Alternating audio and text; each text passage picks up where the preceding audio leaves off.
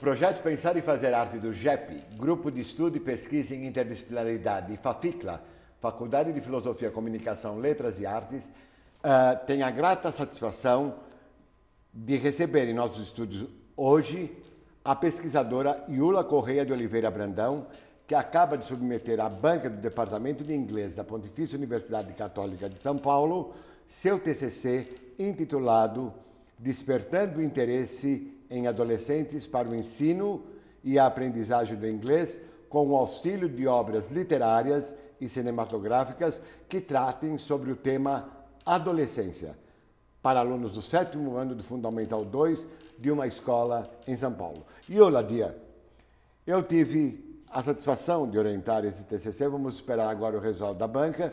É um grande prazer tê-la aqui conosco para mais um Pensar e Fazer Arte, um programa dedicado à educação, arte e cultura. Gostaria primeiramente que você se apresentasse aos telespectadores do nosso programa, dizendo quem é a Iula, como a Iula foi, quando criança, como adolescente, um pouco da sua história familiar, que realmente o seu TCC, como o outro que nós tivemos aqui recentemente, é baseado numa atitude interdisciplinar. Por favor. Falar de mim, eu venho de uma família de professores, né? Então, era como se eu não tivesse muito um outro caminho a escolher, por mais que eu quisesse ter escolhido um outro caminho. A princípio, a minha decisão ela foi muito acertada naquele momento, mas ao mesmo tempo me mostrou que eu tinha um outro caminho a cursar. Era como se eu tivesse mesmo uma missão com a educação. O meu avô, ele foi professor de português, matemática, geografia, história e inglês. E a minha mãe é professora de inglês há mais de 30 anos. E eu fui crescendo, vendo a minha mãe corrigindo prova, montando material. Ela desenvolveu material didático de muitas escolas de idiomas no Brasil. E foi no meio disso tudo que eu cresci e eu sempre disse que eu não queria fazer isso. Que não era o que eu queria para mim, porque eu não tinha tempo com a minha mãe. Eu queria aquele tempo que ela dedicava a tudo isso. E foi uma briga muito grande, na verdade, dentro de mim, assumir que eu queria ser professora. Porque eu primeiro fui estudar cinema, que é uma das minhas grandes paixões até hoje. Estudei na FAAP durante um tempo, mas por estar estudando na FAAP, precisei de dinheiro para conseguir pagar os meus estudos e achei uma vaga de professora assistente de inglês numa pré-escola. E foi assim, super despretensiosamente, que minha carreira começou. Eu imaginava que ia ficar lá 1 ano, 2 no máximo, ia sair e ia continuar minha carreira no cinema. Só que no minuto que eu entrei na escola e que eu comecei a conviver com as crianças, a minha vida mudou. Ali eu falei, não era aquilo que eu estava pensando. E eu comecei a me dedicar, a fazer milhões de cursos que estivessem envolvidos com o ensino, aprendizagem de inglês, porque eu não tinha prática até aquele momento. Eu fui contratada como auxiliar. 4 meses depois, a professora que eu auxiliava teve um calo na voz. Então, eu tive que assumir algumas turmas. Então, com isso, eu tive que tomar uma decisão. E eu tomei a decisão de trancar os meus estudos na FAAP para poder me dedicar a letras, para virar realmente professora, porque eu descobri que era aquilo que eu queria fazer. E foi o que eu fiz. Não me arrependo nem um minuto, sou muito feliz sendo professora, não consigo me ver fora de sala de aula, minha vida acontece dentro da sala de aula, é muito engraçado a relação que eu construo com os meus alunos. Então, foi meio que sem querer, mas parecia que estava predestinado ao mesmo tempo, sabe? Já estava escrito em algum lugar, só eu não sabia. Você sabia, sim. Talvez, eu não sei. Você sabia, sim. Você sabia, talvez. sim. Pela história que nós colhemos para a confecção do TCC, o seu refrão foi esse sempre. Professora, professora, professora, professora. Qual era a ideia? Qual é o objetivo principal do seu TCC? Você poderia falar ao telespectador? Então, a minha ideia foi assim, eu trabalhei durante 8 anos só com criança pequena, de 3 a 6 anos, nessa pré-escola. E desde lá eu comecei a ter o interesse de trabalhar com adolescentes, porque eu tinha na minha cabeça que os adolescentes precisavam de professores instigados e que estimulassem eles a novas coisas. E eu não via ninguém tendo vontade de criar novos desafios. E foi quando aconteceu a oportunidade de eu trabalhar esse ano numa escola que tinha turmas de 6º e 7º ano. E quando eu entrei lá, eu propus que a gente trabalhasse, além de uma aula de inglês regular, a gente se dedicasse a alguns horários dessas aulas de inglês para o ensino de literatura em inglês, que era uma coisa que me interessava muito. E aí a escola já achou uma ideia muito bacana, falou, pode procurar, ver como você quer fazer isso. E eu levei isso para a sala de aula, conversei com os meus alunos sobre isso. E eles falaram que achavam bacana, mas ao mesmo tempo os temas que eles normalmente liam eram muito distantes deles, eles não queriam ler nada sobre aquilo, que eles gostariam de conversar para que a gente entrasse num acordo de ler coisas que realmente interessassem. E isso fez com que você fizesse o quê? Então, depois disso, depois dessa conversa primeira que nós tivemos, eu fui para casa, busquei milhões de informações e livros e adaptações que eu já tinha conhecimento e fiz uma tabela com alguns desses livros, uns 10 ou 12, que eu levei para a sala de aula. E daí eles tinham um mini sumário do livro, uma sinopse básica do que a história contava, e eles tinham que selecionar quais mais interessavam. Quer dizer, as que mais interessavam partiam dos alunos. Sim, É eles que assim, faziam né? essas Não escolhas. é imposto pelo professor, Não, né? de maneira nenhuma. Eu levei um leque e aí eles foram colocando os interesses deles de acordo com o que eles queriam mesmo. E me surpreendeu muito porque a grande maioria escolheu a mesma coisa.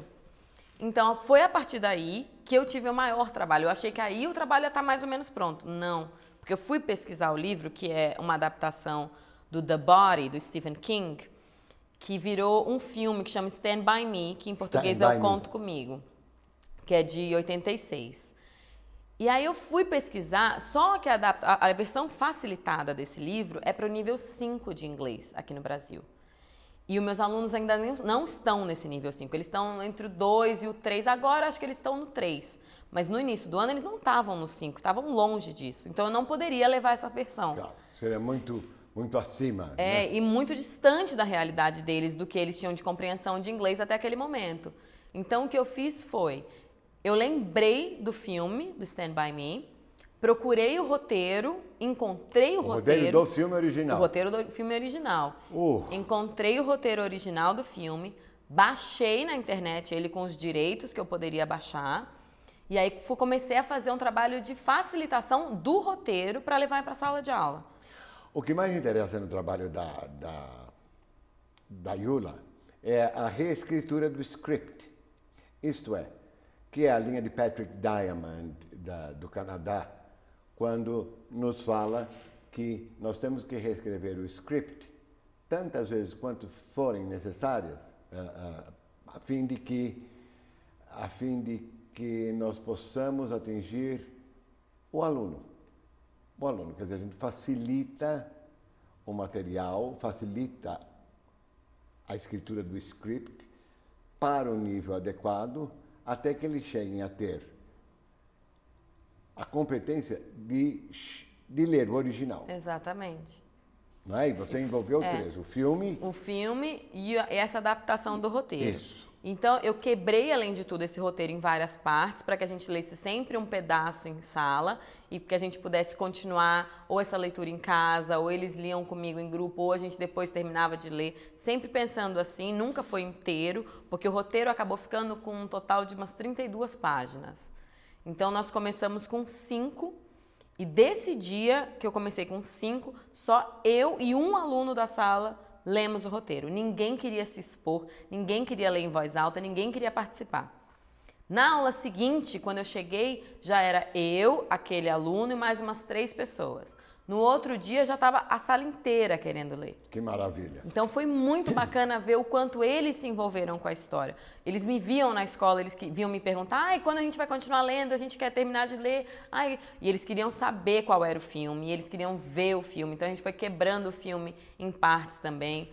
E foi muito impressionante o quanto eles se envolveram com essa história. Isso, interdisciplinarmente, nós chamamos de contágio, isto é, a atitude interdisciplinar contagia os membros e faz com que todos, em parceria, com muito diálogo, com muita provisoriedade, com muito respeito, dividam o espaço interativo e construam conhecimento.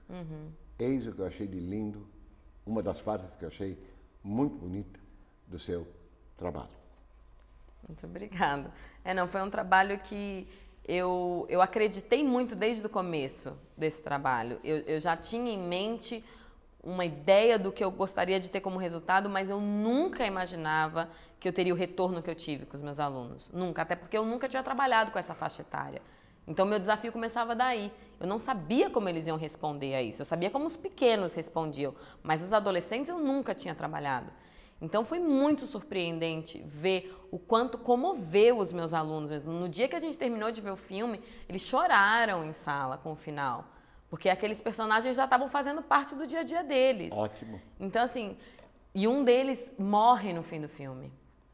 E o fim do filme é diferente do fim do livro, porque no livro, dos 4 amigos, 3 morrem.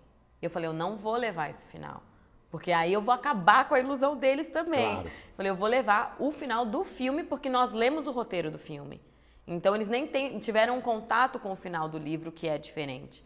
Então, assim, mesmo esse final, que era um só, eles já sofreram, entendeu? E eu achei lindo que eles sofreram, porque foi uma coisa que mexeu, porque virou verdade para eles. Fez um link de verdade, um vínculo verdadeiro. Então, mais tarde foi eles podem incrível. descobrir Eles vão lendo o descobrir. original. Ano Claro. que vem eu quero contar para eles. Claro, isso. claro. Não, eu quero. Claro. Eu quero. Você vê, como o professor joga com o reading as a guessing game, a atividade de leitura como um jogo de adivinhações. Isso é importantíssimo.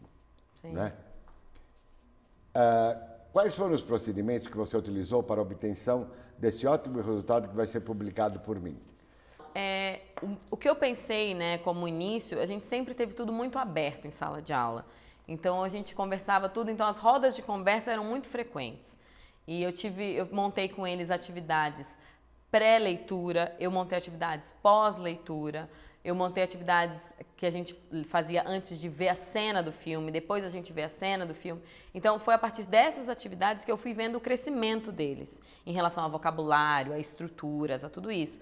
Porque essas atividades eram todas em inglês e às vezes tinham trechos das legendas, porque as cenas do filme que a gente via, tinha sempre a legenda em inglês. Sim. Então, ou eu pegava e transcrevia aquela legenda na atividade e eles tinham que fazer em cima de alguma coisa dali. Ótimo. Então, assim, eu fui trabalhando sempre para que eles pudessem ter para onde recorrer, para que eles tivessem uma referência mesmo do que eles estavam a ponto de escrever. E eu vi que no começo, o que era muito difícil de deslanchar o pensamento, destrinchar como seria a frase, no final já estava muito mais simples.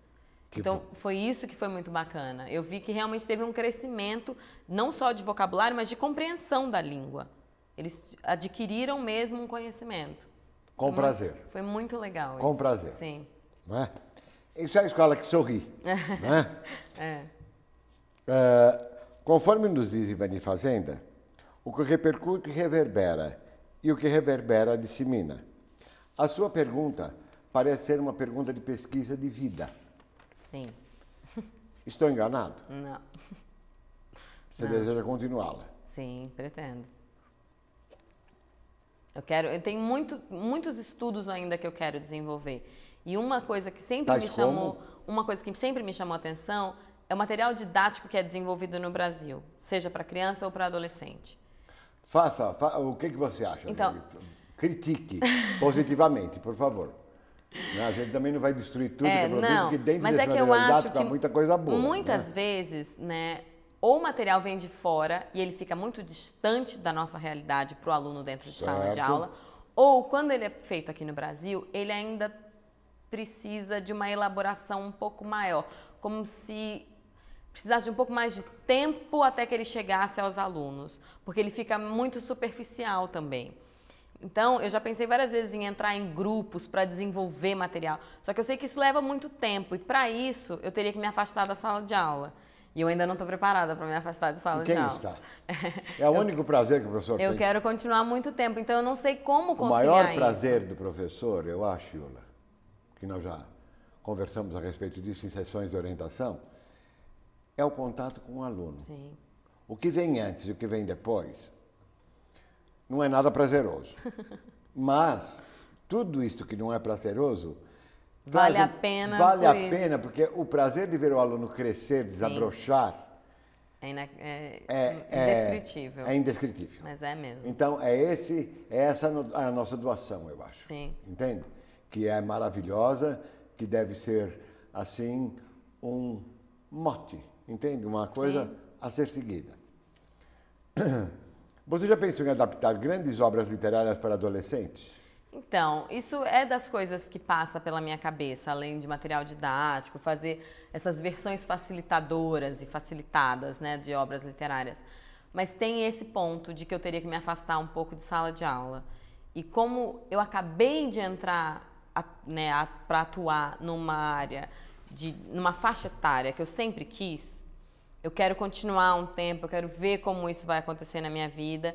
E aí, dependendo, né, se eu conseguir conciliar, porque o grande problema do professor é que a gente não existe também muito fora de sala de aula. Eu não tenho tempo para absolutamente nada.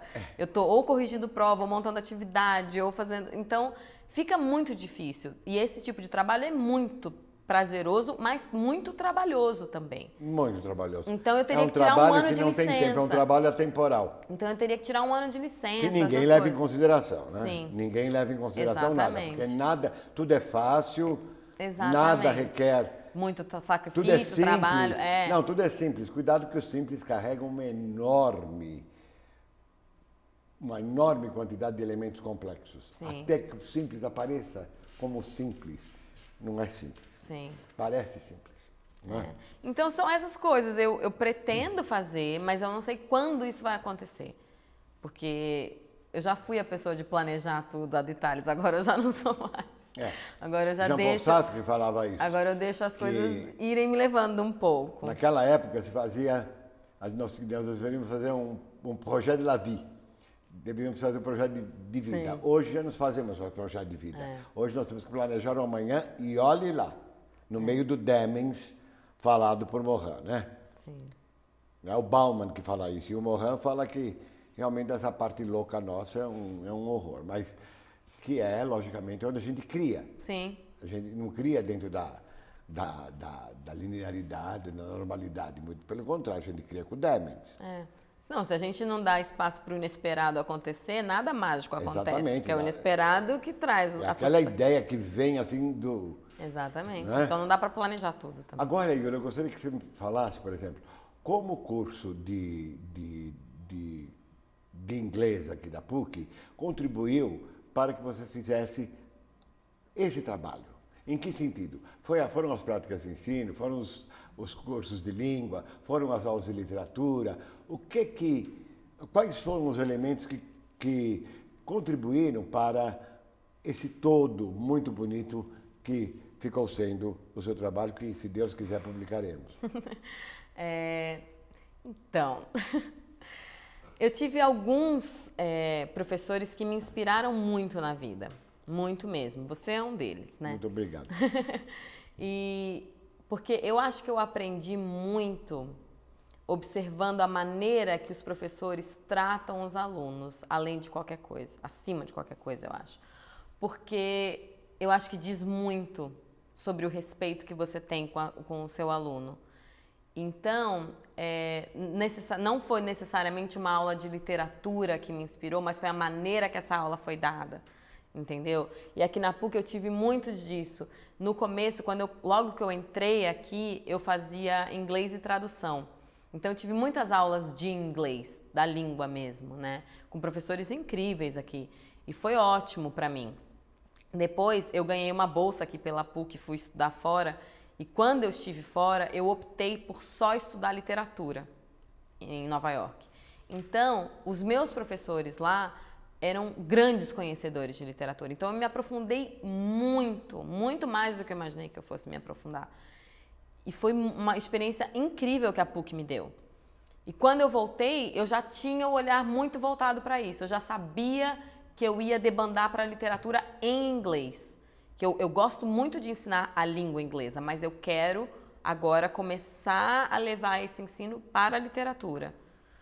Porque eu acho que também falta muito profissional capacitado para isso ainda. Sim, então, e eu quero ser uma das pessoas que mostra que dá para fazer. A gente precisa de bons instrumentos, mas que é possível. E é bom avisar o professor de inglês que ele é um professor de literatura também, que tem que saber. Sim. Tem que saber, tem que frequentar teatro, cinema, isto é, tem que alargar o repertório. Exatamente. Se não alargar o repertório, fique em casa.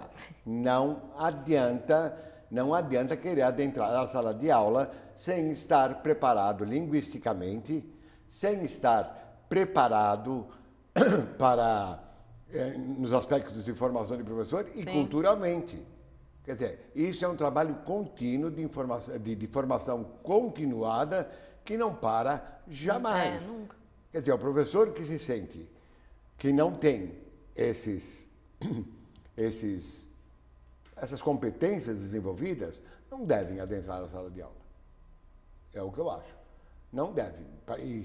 E é claro que é uma coisa que não se constrói de um dia para o outro. Sim. Você pode adentrar a sala de aula mesmo sendo que ninguém é completo, mesmo sendo, vamos dizer assim, incompleto, como nós somos todos incompletos, mas prestando atenção que essas três competências têm de caminhar juntas a fim de que você transmita alguma coisa que realmente vale a pena.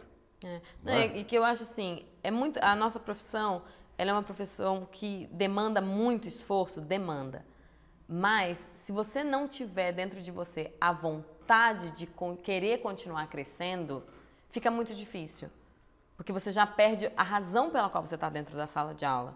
Eu quero estar dentro da sala de aula porque eu quero continuar crescendo como pessoa e como profissional. Porque eu quero ter o que transmitir para os meus alunos, sempre. Eu não sou a professora que sei tudo, muito longe disso. Quantas vezes eles falam, Yula, eu falo, eu preciso pesquisar. Eu não tenho vergonha de dizer para os meus alunos, isso eu não sei, deixa eu procurar o que é.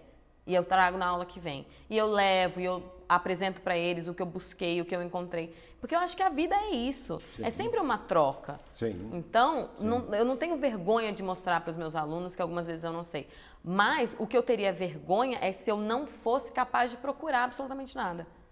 E eu vejo que tem gente que faz isso, que estacionou e não quer mais ir além. É então uma judiação. Fica muito difícil. É o que a gente difícil. encontra sempre nos estágios supervisionados. Alunos vocacionados, alunos interessadíssimos, que ao se depararem com professores na ativa, têm esses tipos de resposta. Exatamente. Mas também juntamente com esses professores na ativa, que possuem esse tipo de atitude absolutamente negativa, há aqueles que produzem coisas maravilhosas. Incríveis, sim. E é assim que eu quero que vocês continuem, produzindo coisas maravilhosas, independentemente das intempéries que vocês encontrarem pelo caminho. Encontrarem pelo caminho, entende? Sim. Nem dá ouvido a isso. Porque não é culpa deles também ter esse tipo de atitude. Sim. A culpa é exclusivamente do governo. Porque o governo jamais soube lidar com a complexidade da educação. Aliás, Adolfo Lima, em 1904, no livro do Antônio Nova, diz que o governo deve tratar de política. O governo não deve tratar de educação porque não é a função deles. Porque não é politicagem. Educação é política, mas não politicagem. Isso é outra coisa. E nesse sentido é que eu vejo suas palavras. Não se deixe dominar nunca por essa sombra nefasta. Entende? Porque isso é uma sombra nefasta. Isso já é um discurso viciado que nós encontramos nas aulas de estágio supervisionado. Sim. Sempre. E isso não deve ocorrer na mente de ninguém. Porque se estacionarmos, qual é a graça? Sim. E esses professores também não é culpa deles. Não é culpa da escola e não é culpa do aluno. Se você culpar os três, você culpa as vítimas, segundo Shaw. E ele está muito certo. A quem culpar? Culpar o governo mesmo, que é inábil para tratar de assuntos, desses assuntos, sim. Dedicados à educação. Absolutamente inábil. Yula, e há quantos anos você está na ativa? Esse ano completa... Não, esse ano não. Vamos... Em fevereiro completa 10 anos que eu sou professora. 10 anos que você é professora. Quer dizer, ela faz prática de ensino, ela faz TCC, mas veja, dentro da prática de ensino, há alunas que dão aula há muito tempo. Quer dizer, você não está somente lidando com alunos, por exemplo, que estão iniciando na carreira. Tem gente com muita experiência, já tive gente com 20 anos. Sim. Principalmente os pós-ditadura, que não fizeram prática de ensino por medo, né? quando a PUC foi invadida, etc, etc, e voltar depois de 10 anos, 12 anos para fazer prática de ensino. Então, isso sempre acontece, ter 20 anos de prática, 15 anos, 18 anos já peguei, fazendo prática de ensino. Eu acho que os professores também deveriam procurar essa reciclagem. Claro. Né? Que a PUC tão bem oferece no Teachers Link, não é? Yula, nosso tempo está terminando. Eu gostaria que você desse um conselho bem rápido àqueles que não tiveram ainda a experiência de fazer um TCC, do que é realmente necessário para fazer um bom TCC. Eu acho que um bom TCC nasce primeiro de um bom planejamento, de uma boa otimização do tempo, porque isso é algo que apavora um pouco a quantidade de meses que você tem. Você acha no começo que é muito, na verdade, a realidade não é. É não muito pouco. Então, um bom planejamento acho que é essencial e que você faça algo que te mova, porque aí não tem como dar errado. Sim. Porque você vai caminhando junto com a sua pesquisa e te dá prazer fazer aquilo. Eu, no final da minha, eu fiquei 13 horas sentada na frente do meu computador, não conseguia levantar. Eu queria continuar lá. Eu falei, nossa, eu preciso parar. E qual é a posição do orientador? O orientador tem que ser alguém que te inspire também. Tem que ser alguém que a comunicação, leia, né? Que a comunicação seja fluida. Seja que leia. Aconteça. Não, e antes disso, que você tenha um bom relacionamento com essa pessoa. Porque senão, você não troca de verdade. A afetividade vem em primeiro lugar. Então, sempre. Escolha muito bem o seu orientador, que seja alguém que você admire na profissão, que tenha algo para te entregar de troca mesmo na informação. E é isso, eu acho. Tem que ser alguém que você se relacione, que você saiba que você vai se relacionar bem. Porque, né, não ter um bom orientador deve ser muito difícil. E vice-versa. E vice-versa, porque Sim. 50% função do orientador e 50% função de aluno, sim. do aluno. Isso é. Não tem 20% da minha parte, 80% da sua, nem 80% Sim. da sua e 20% da minha. É 50%, 50%. Isso quem nos diz é Ivani Fazenda, a líder da interdisciplinaridade no Brasil. Yula, muito obrigado pela sua presença e gostaria de agradecer o telespectador pela audiência. Muito obrigado.